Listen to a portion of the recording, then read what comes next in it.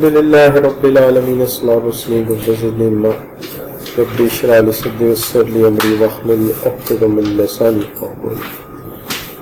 देखो बच्चों, बात यह है कि हमने अपने कल के उस लेक्चर में जिसपे हमने न्यूमेरिकल सॉल्व किया था इनकम फ्रॉम बिजनेस का, ये सारा डेटा डिस्कस किया था।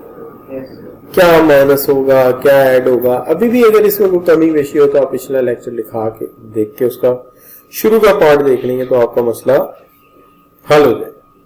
अच्छा, अब आज जो है ना हम यहां से शुरू कर रहे हैं कि एक तो सबसे पहली चीज ये है कि यहाँ पे एक क्वेश्चन है।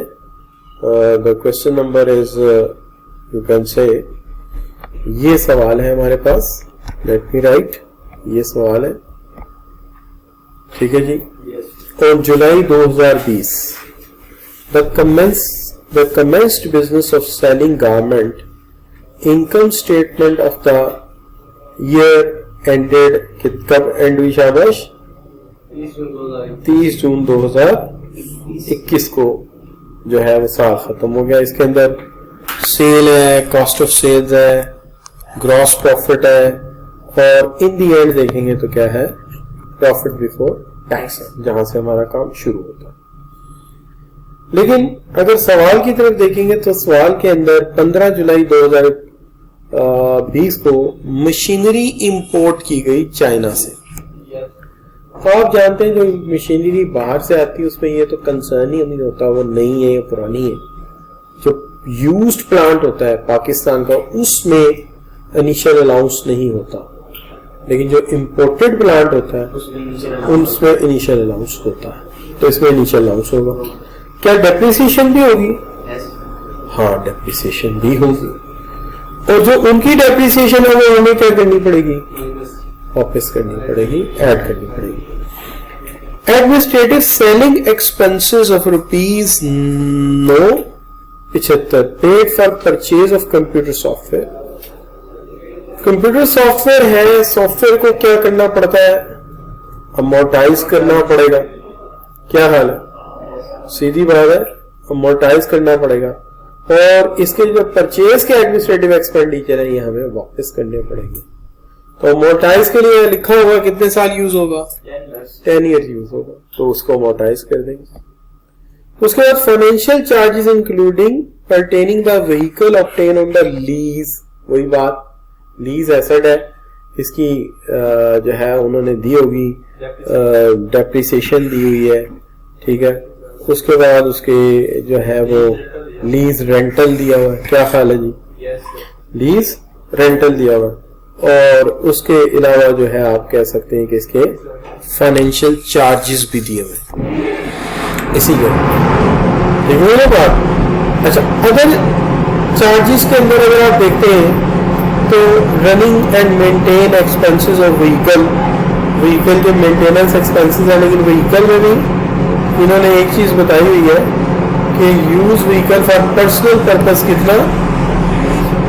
20%, ठीक है।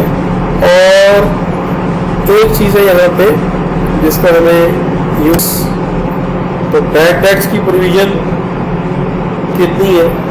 ठीक है जी, 25,000, ठीक है, प्रोविजन ऑफ बैड डेट्स। अच्छा बच्चों, अब मसला ये है कि अदर इंफॉर्मेशन में इनको यूएई से आमदनी आई है अप्रैल 2020 में। सवाल जो है इनका टैक्स ईयर भी 2020 ही है ना, और यकम जुलाई 2020, और इनको आमदनी आई है अप्रैल 2020 में ही रिसीव्ड अमाउंट इक्वलेंट टू 15, लेकिन ये अगस्त में आई है। अप्रैल में आई होती फिर तो यकम जून को शुरू हुआ ना साल, यकम जुलाई को, 30 जून को खत्म हुआ, तो लेकिन ये आई है 20 अगस्त को। तो जाहिर है इनकम फ्रॉम क्या बन जाएगी? सैलरी जाहिर है। प्रीवियस एम्प्लॉयर दे या नया एम्प्लॉयर दे, जो पैसा हमें मिलेगा वो क्या होगा? सैलरी। उसके बाद दिसंबर 2020 सोल्ड अ प्लॉट बेचा इन्होंने, और प्लॉट बेचा है इन्होंने अपने वालिद का हक से जो इन्हें मिला था, और वो जब इनहेरिटेंस ट्रांसफर हुई थी 15 लाख का था, बेचा 55 लाख का। तो 45 लाख अर्न किया, ठीक है ना, 40 लाख अर्न किया। फिर शेयर्स हैं इनके पास 5000 शेयर पर परचेज इन्होंने किए for 6000 from initial public offering of new listed company, इसका टैक्स क्रेडिट इनको देना पड़ेगा। इसके अलावा इन्होंने इंश्योरेंस प्रीमियम जो है वो डील किया हुआ, उसका भी टैक्स क्रेडिट देना पड़ेगा। सवाल ये है कि under the provision of the income tax ordinance 2001 computer taxable income and tax liability, यानी दोनों चीज़ें निकालनी है ऑफ ताहिर। ताहिर कौन है? ताहिर वो बंदा है जिसका ये कारोबार। ताहिर कौन सा बंदा है? ताहिर वो बंदा है जिसका ये कारोबार है। इसके नाम का जिक्र यहाँ पे कहीं है, ये देखिए, ठीक है ना। अच्छा, तो ये इसका कारोबार है मिस्टर ताहिर का। तो ये इनकी रिक्वायरमेंट है, provide comments on respect item do not appear in your competition. जो कंपटीशन में ना चीज़ें हैं उन पर ज़रा कमेंट्स दे दें, तो आपने क्यों ऐड नहीं की। तो जब कमेंट्स देने हैं तो फिर कोशिश करते हैं हर चीज़ उसके अंदर नज़र आए ज़्यादा से ज़्यादा। तो सबसे पहले हम एक स्लाइड रख लेते हैं, ये है हमारा सवाल, ये सवाल का फेस। लेकिन सबसे पहले तो इसमें बिजनेस हो रहा है, तो हम वर्किंग 1 करते हैं जिसमें इनकम फ्रॉम बिजनेस जो है वो मुहैया करते हैं, ठीक है जी। और यहाँ लिखते हैं taxable income of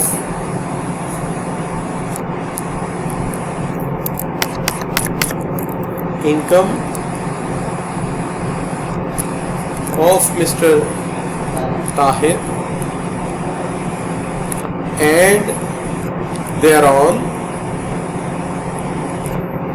for tax year कौन से वाला 2020 सही लिखा है जी, 21 टैक्स ईयर 2021।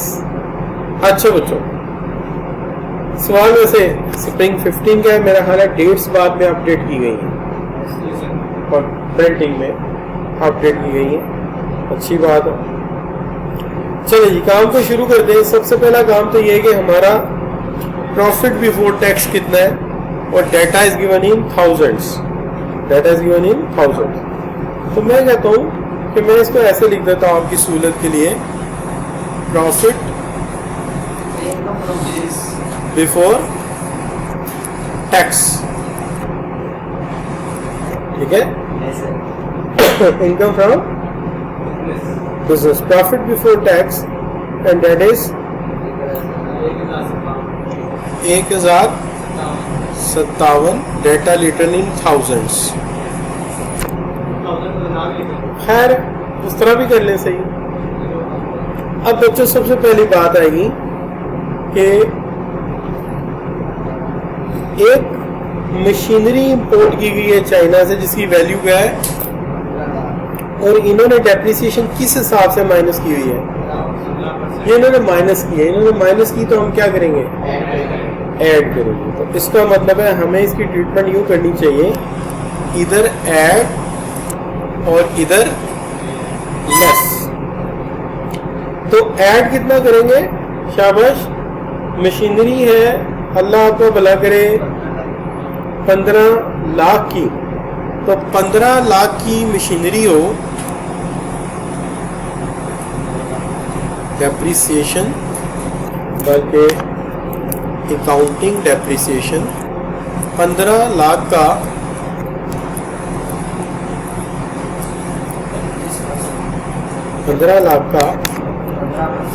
15% कितना बनेगा जी, 2,25,000। तो 2,25,000 बन जाएगा। अच्छा, सो इट गॉट 2,25,000। लेकिन दूसरी तरफ अगर आप देखें ना, तो हमें साथ ही एडजस्ट कर देना चाहिए किस चीज को, इनिशियल अलाउंस को। आप सब बच्चे जानते हैं कि मुझे इनिशियल अलाउंस कैसे निकालना है, कितना बनेगा इनिशियल अलाउंस? शाबाश, 25%। इसका मतलब ये हो गया कि अगर ये मशीन जो है वो 15 लाख की है तो इसका 25% कितना बनेगा? शाबाश,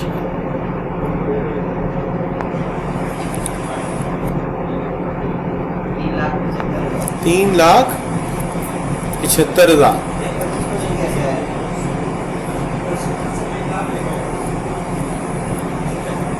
जी बच्चे, 25% यार,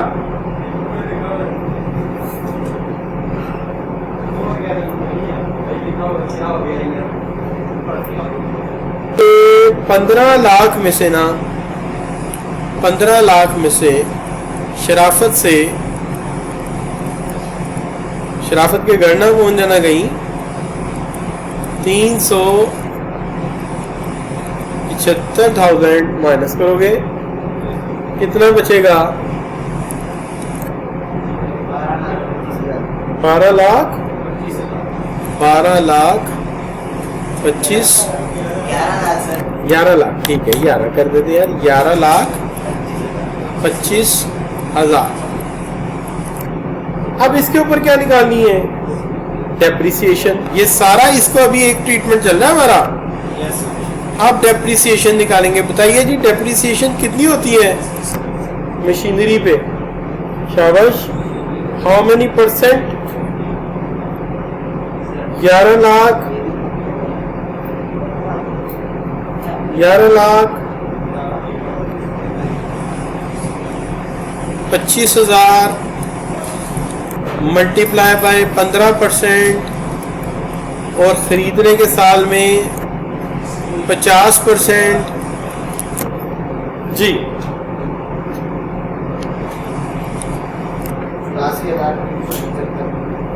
84,375। ये पहली ट्रीटमेंट हुई हमारी मुकम्मल। ठीक है जी,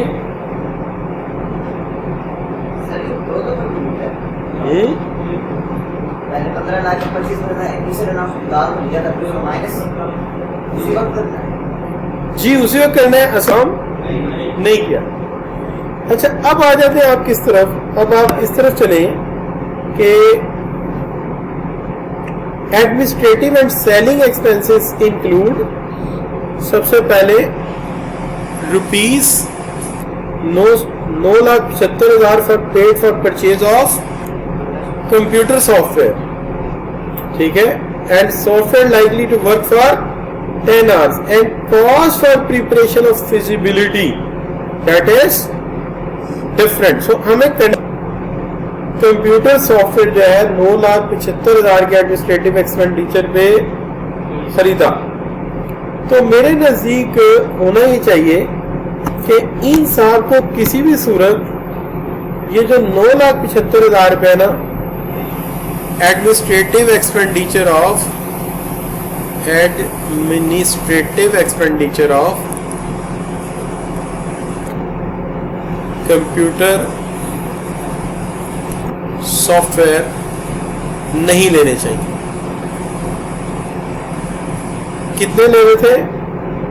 9,75,000 नहीं लेने चाहिए।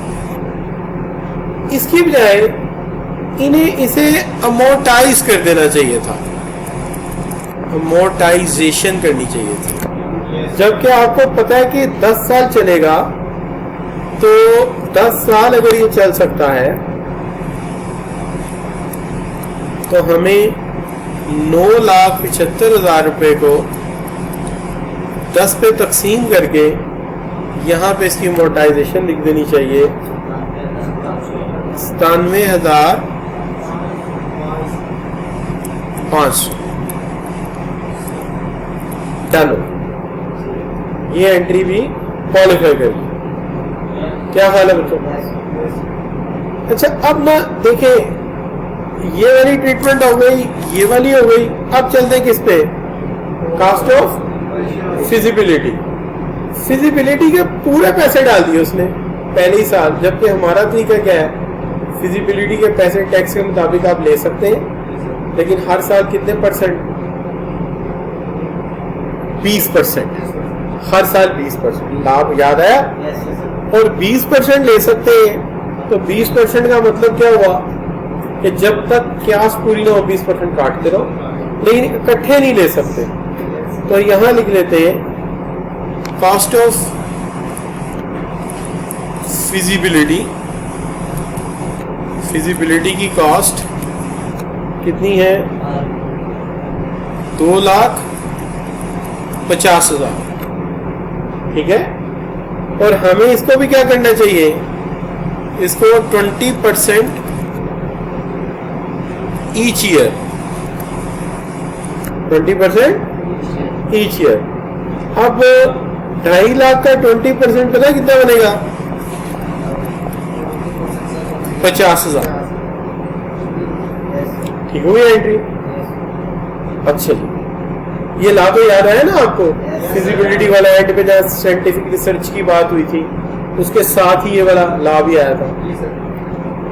Salary of ₹50,000 per month for Tahir वेदर who handles financial matters of business.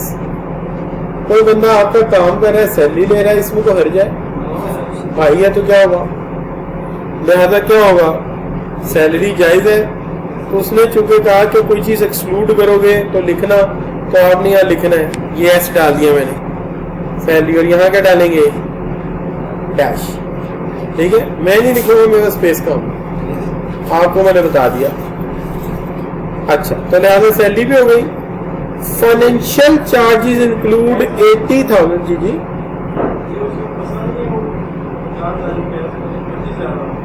Financial charges include, financial charges include कितने हजार, 80,000 pertaining vehicle to obtain on lease, ठीक है। Cost of vehicle is 13 lakh और डेप्रिसिएशन कितनी निकाली, 2,60,000। ये दोनों ही क्या करने चाहिए, वापस कर देने चाहिए। Lease of car, lease of car में दोनों वापस करने चाहिए। कौन कौन सी चीजें लीज ऑफ कार में आई हैं, एक है व्हीकल डेप्रिसिएशन, व्हीकल डेप्रिसिएशन कितनी बनती है, 2,60,000। दूसरी फाइनेंस चार्जेस, वो भी इसी के अंदर लिखे हुए, इसके 80,000, ये दोनों वापस। और इसकी निस्बत lease rental minus, lease rental भी उसके अंदर ही दिया होगा,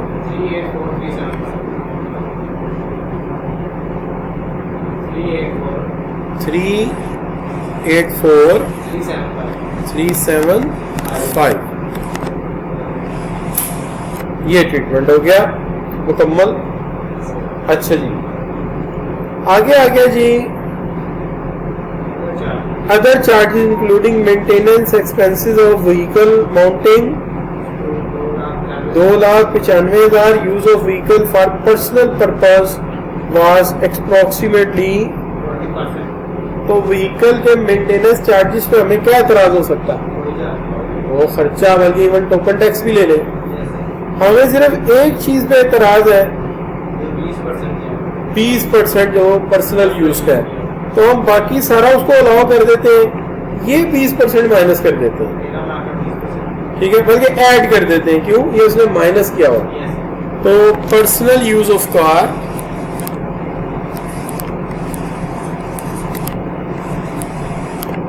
खर्चा था 2,95,450, इतना ही है बच्चों, कि ज्यादा लिख दिया मैंने, इतना ही है। तो इसका 20% वापस करो, 100% माइनस नहीं कर सकते थे, 80% कर सकते थे। 20% क्यों नहीं कर सकते? क्योंकि वो तुम्हारा पर्सनल यूज था। अच्छा जी, 59,090 सही होगी बात?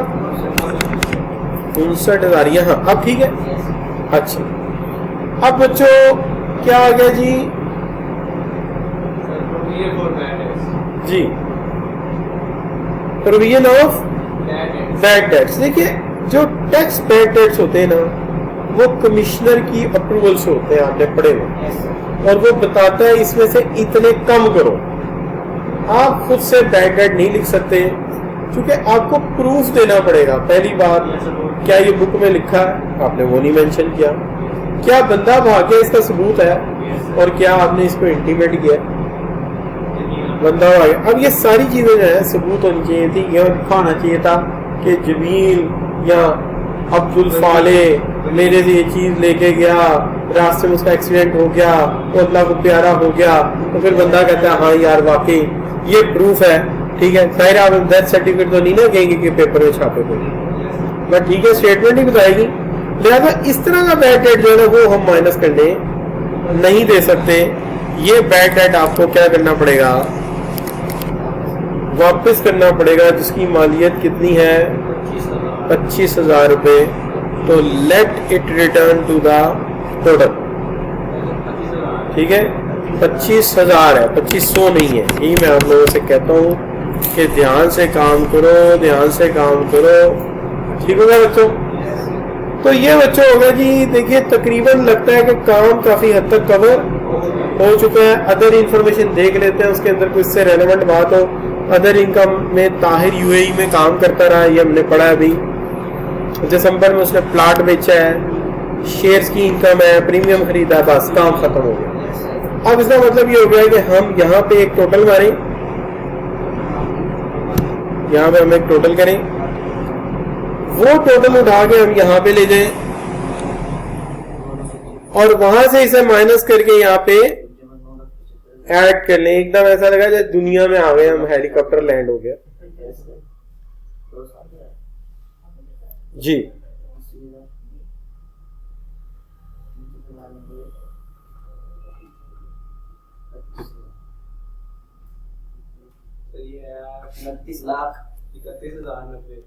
उनतीस लाख 31,31,90 यही टोटल पकड़ते हैं और पकड़ के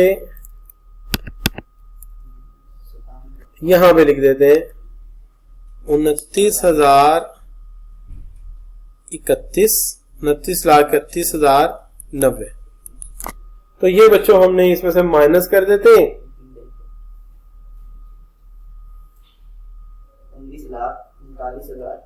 19,39,840। ये आगे बच्चों इसकी टोटल इनकम नहीं, बल्कि टोटल लिख रही चाहिए।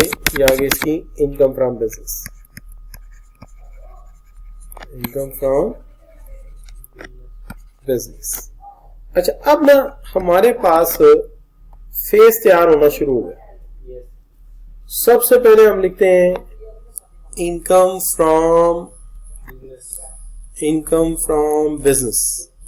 कितनी?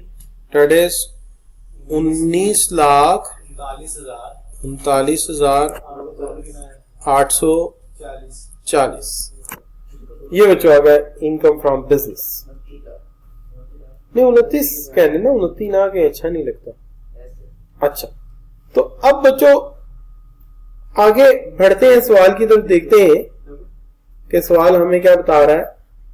तो सवाल ये कह रहा है कि जी ताहिर वर्क कर रहा था यूएई में पिछले 5 साल से, और उसकी ना कोई पेमेंट फंसी हुई थी। जब क्लीनिंग का हिसाब किया, यानी कि अकाउंट्स क्लोज किया, सफाई सुई की उसके फ्लैट की, तो पैसे निकल आए।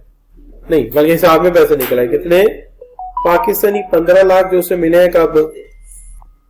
अगस्त 2020 में। इसका मतलब यहाँ इनकम फ्रॉम सैलरी भी डालनी पड़ेगी। कितनी?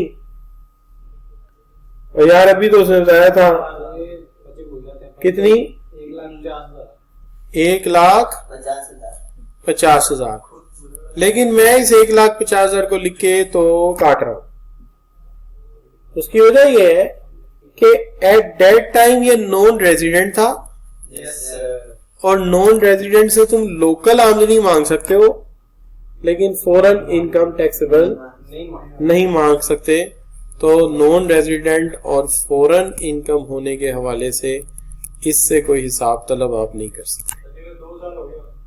नहीं, उसने जिस हिसाब से बताया ना यार, वो बिल्कुल क्लियर नजर आ रहा है कि 5 ईयर पास बैक उसने इन अप्रैल 2020 में छोड़ा था, और फिर उस हिसाब से देखा जाए तो उस वक्त वो नॉन 5 साल हो गए, 2 साल नहीं हुए। हाँ, वापस आए हुए 2 साल हो गए हो।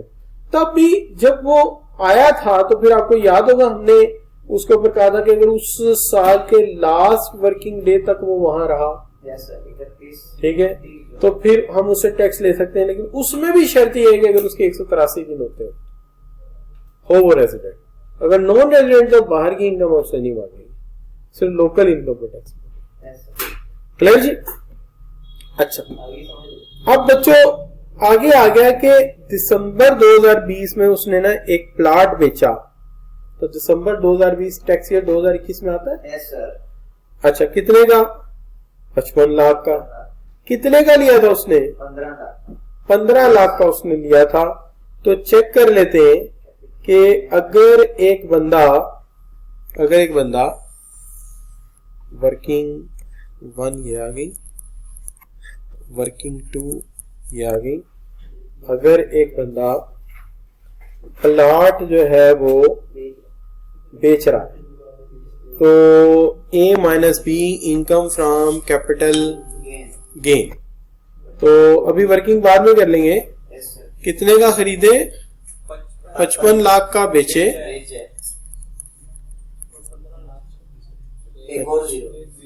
है नहीं, 55 लाख का बेचे। जो चीज उसकी कितने की थी? 15 लाख रुपए की उसकी जो चीज थी। तो उसने कितना कमा लिया? 40 लाख उसने इसमें से कमा लिया। ठीक है जी, सीधा सीधा कैपिटल गेन 40 लाख का। अब बच्चों और देखते हैं क्या मामलात हैं। और उसके बाद देखिए, शेयर्स उसने परचेज किए हैं, बेचे? परचेज किए, बेचे तो नहीं अभी। New listed. और प्रीमियम उसने पे किया था। ये तो खर्चे, ये टैक्स क्रेडिट में जाएंगे। सर सवाल मुकम्मल हो गया। सवाल मुकम्मल हो गया। टैक्स क्रेडिट बाद में देखते हैं। तो यहाँ पे इसका टोटल कर दिया जाए। जी 5 क्या बनेगा? 5 आएगा? नहीं, 5 9, ठीक है। 5939,840 ये है उसकी क्या? Total income. अब इस टोटल इनकम में से हम जानबूझकर जो इनकम फ्रॉम कैपिटल गेन है, जो कि उसकी प्लॉट वाली इनकम है, वो माइनस करेंगे। चूंकि ये सेपरेट ब्लॉक में ले जाएंगे और सेपरेट ब्लॉक में ले जाके इसको टैक्स करेंगे। ठीक है जी। तो ये रह गया पीछे कितना? वही 19,39,840। ठीक है जी। चलिए, तो 19 लाख जो है इसको तो हम टैक्सेबल डिक्लेयर कर देते हैं एनटीआर में। एनटीआर का मतलब क्या हुआ? नॉर्मल टैक्स रिजीम में। तो 19 लाख पे कौन सी बार लगा दें? ये वाली मुझे सही लग रही है। क्या हाल है जी? तो लगा देते हैं यार 70,000 जमा 19,39,840 माइनस कितना करना था? 14 लाख यार मिनिमम करना था, 12 लाख करना था। 12 लाख, ठीक है। मल्टीप्लाई कितने से करना था? देख लेना, मरवा ना देना यार, सारी मैंने ज़ाया हो जाएगी। 15%। कान के नीचे ना रख, तो 15% हमारा पूरा होने दे। खैर है, तो पैसे पूरे होने दे हमारे, 1,80,000 कान के नीचे रख लेंगे बाद में। 1,80,000 अच्छा जी, 1,80,000 80,000 80,976। ठीक है बात जी। ये क्या आ गई? Tax liability. अब टैक्स लाइबिलिटी आने के बाद हमें फिक्र होनी चाहिए पहले टैक्स क्रेडिट्स की। आप जानते हैं टैक्स क्रेडिट जो है वो जो सेपरेट ब्लॉक होता है उसकी इनकम से इसका कोई ताल्लुक नहीं होता है, तो income from business, income from salary से ताल्लुक होता है। अच्छा, नॉर्मल रिजीम की चीज है और टैक्स क्रेडिट नॉर्मल रिजीम से डील करते हैं। तो सबसे पहले उसने ये, फिर ऐसा करते हैं यार जगह थोड़ी है तो इसको इधर ले जाते हैं।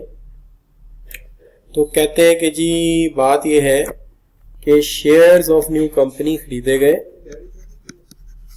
और इसके लिए वर्किंग कर लेते हैं।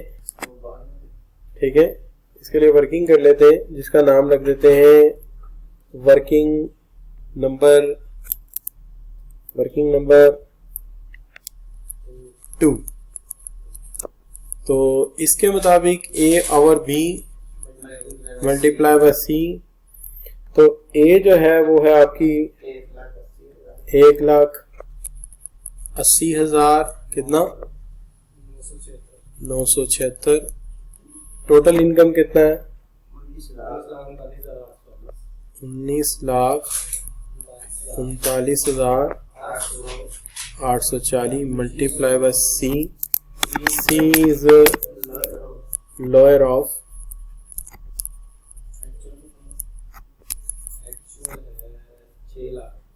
एक्चुअल कितने के शेयर्स खरीदे हैं?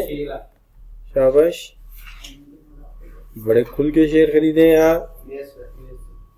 6 लाख के शेयर खरीदे हैं, तो एक तो 6 लाख आ गया सीधा सीधा। उसके बाद 20% ऑफ टैक्सेबल इनकम कितना बन गया 1,20,000। पक्की बात है। तो क्या लेना हमने 19,39,000 में लेने हैं 20%।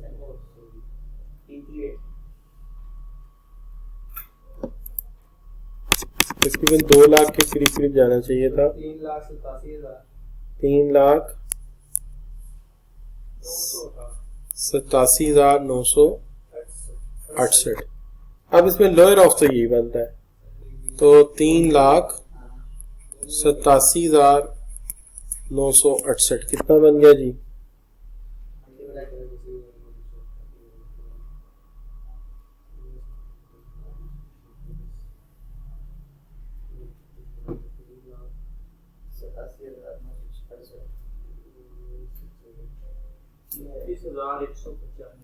$36,195।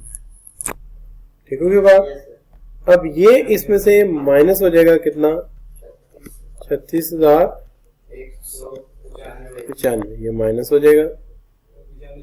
ठीक है, बल्कि यहाँ लिख देते हैं 36,195, यहाँ लिखते हैं, अभी वहां ना लिखिएगा, अभी पहले इधर ही लिखे। अच्छा जी, अब दूसरा टैक्स क्रेडिट कौन सा बनता है उसका? प्रीमियम पे किया उसने इंश्योरेंस पॉलिसी लाइफ।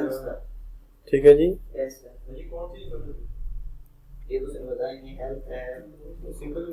उसने इंश्योरेंस कह दिया तो इंश्योरेंस सारी एक ही क्रेडिट में थी सारी जी। हाँ, उसका अलग है, सही सही। तो ये जो जनरल इंश्योरेंस है वो एक ही जगह है, हेल्थ इंश्योरेंस सिर्फ अलग है। जनरल इंश्योरेंस जितनी भी है सारी एक जगह ही, हेल्थ सिर्फ एक अलग है। तो ये हेल्थ इंश्योरेंस तो ना हुई है, ये जनरली होगी, ये उसी में ही आएगी। तो वर्किंग नंबर 3 यहां लिख देते हैं प्रीमियम। हेल्थ होती तो बता देता है यार। Working number 3। अच्छा जी, तो वर्किंग नंबर 3 में A और B इंटू C, तो ये तो 2 एंट्रियां यही रहेंगी ना। ठीक है, कोई मसला नहीं। आता तो है बस लोअर ले लिया हमने। हाँ तो लिखे ना यार, मैंने कहा था ये इतना को आप अब कर लेंगे, क्योंकि मैं काफी काम करा चुका हूँ सुबह से, तो बाकी काम आप भी तो कुछ कर लिया करो यार। अच्छा और यार जारी बात है, मैं एक एक पॉइंट लिख के तो न ला सकता। अच्छा अब यहाँ पे क्या है जी, मैं इसलिए आपसे कह रहा हूँ बुक आपके पास है, देख लो यार। अच्छा सी इज लोअर ऑफ, क्या होगा जी, जरा वहां चेक करो, वहां 2 मिलियन है पड़ा हुआ शेयर्स वाली जगह पे, पक्की बात है। अच्छा चलिए बेटा अच्छी बात है, वो अच्छा है, इसमें कोई ऐसा मसला नहीं है। अच्छा 20% ऑफ 19 लाख 39,000। ये तो कैलकुलेटेड पहले ही पड़ा आपके पास, 3,87,960 और आखिरी क्या है 2 मिलियन, इसमें भी आएगा। देख लें नीचे इंश्योरेंस के में भी लिखा हुआ। चलो ठीक है, तो यहाँ फिर लॉयर तो बनता ही है, 3 लाख ही बनता है। अच्छा जी बताइए बताइए बताइए, 30,000 आएगा शायद, 27,988। तो यहाँ ले जाते हैं 27,988। देखिए सेम सेक्शन में 2 टैक्स क्रेडिट नहीं मिलेंगे, अभी तक हम जहां भी 2 टैक्स क्रेडिट देते हैं वो अलग-अलग सेक्शन में होते हैं। एक सेक्शन में 2 टैक्स क्रेडिट हो तो उसका रूल ये है कि इसमें से हायर ऑफ मिलेगा। एक सेक्शन में दोनों किस में लाई करें, तो इनको सेक्शन बताओ। 62 सेक्शन में भी लाएंगे, ये भी हाँ सेक्शन 62। तो नहीं सेक्शन का नंबर याद ना रखे, बस ये याद हो कि ये रूल दोनों का सेम है। तो सेम रूल में मैंने 2 टैक्स क्रेडिट नहीं देने। हाँ अगर एक 61 लगता है, एक 63 लगता है, एक 62 लगता है, तीनों मिल सकते हैं। अच्छा अब क्या आएगा, 195। ये माइनस कर दीजिए इसमें से, 1,44,781। अभी इनका टैक्स पूरा नहीं हुआ, उसकी वजह यह है कि इनका एक फाइनल टैक्स रिजीम का जो मामला है ना वो भी रहता, वो हो जाए तो ये काम मुकम्मल हो जाएगा। तो देखते हैं कि उसको हमने कैसे करना है। सबसे पहले अब बात ये आ गई कि जी जो आखिरी वाला मामला है, जो इन्होंने प्लॉट बेचा हुआ है ना, उसका कुछ करना पड़ेगा।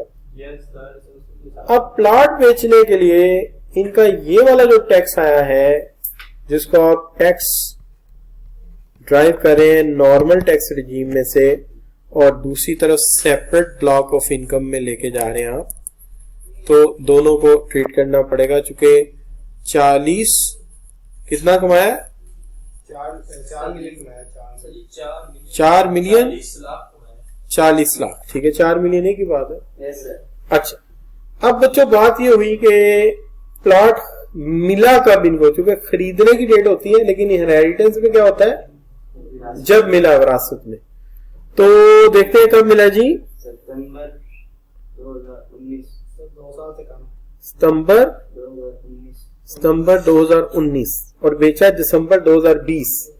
तो देखिए 19 और फिर 20, इस साल तो हो गया, लेकिन 2 साल से कम है, 2 साल, 1 साल से ज्यादा 2 साल से कम।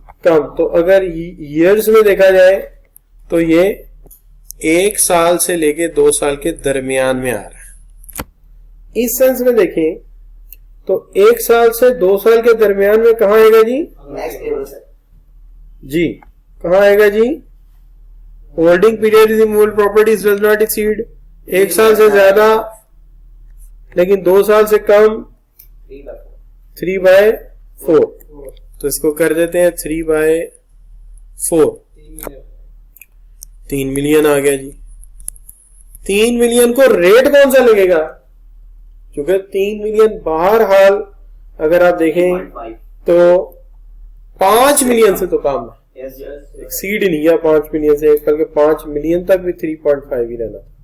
1,05,000 तो ये बच्चों आ गया 3 लाख लिख दिया 3 मिलियन, बिल्कुल सही है। तो ये बच्चे बन गया 1,05,000 1,05,000। ये बच्चों अब ये दोनों टैक्स जमा करने पड़ेंगे, ये वाला और ये वाला, तो टैक्स पेएबल आ जाएगा